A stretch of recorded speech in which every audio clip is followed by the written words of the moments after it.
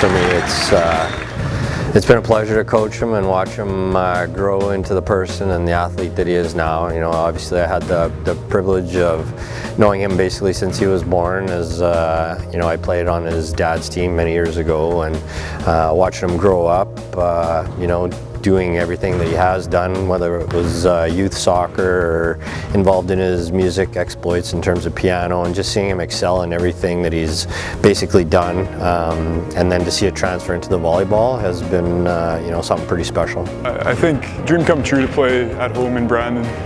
I remember going to home games the first year there was a volleyball program here with my dad in the old gym, and being a fan ever since then, kind of transitioning to a player as the years went on. So yeah, definitely an opportunity that not everybody gets to play at home, and definitely means something special to me. There's just not many student athletes that can do what he does. You know, to excel like he does in the classroom and excel like he does on the volleyball court takes a massive commitment.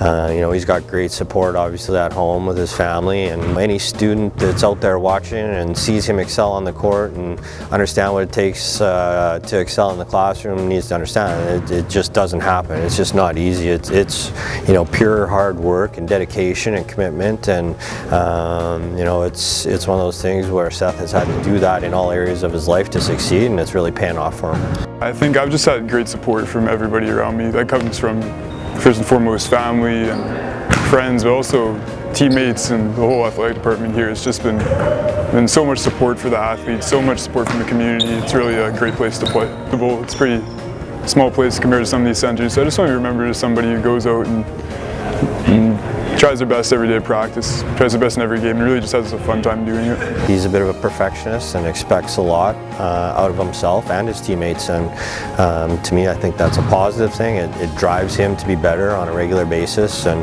you know, he really hit the weight room hard, I would say, after his second year when he saw some of the veteran guys and what it took for those guys to get to the next level, and just that continual drive and push that he's used with himself to be a better volleyball player has really, you know, kind of elevated his game to the next level. He does it and exceeds in both, and you know, my experience is that's not always the case, and it's almost pretty rare, I would say. And so for him, you know, he's done it at the highest level in the classroom, he's done it at the highest level on the court, and really it comes down to, you know, the time and effort that he's put in, and believing in himself that he can succeed to the highest level, and just that constant push for perfection has really elevated, you know, not only just his schoolwork but also his volleyball game. I think something that I want to make sure I got at BU is not only great sports experience, but also the academic side as well. I want to get a degree, and I want to make sure I got the most out of the classroom side of things as well. So again, it comes down, I've had great support from professors, very understanding of the time we have to take in the gym and time on the road and stuff like that. And I've had great support from my family and my friends as well. It's not easy always to balance time with school and sports, and it took a couple of years to get it figured out, but I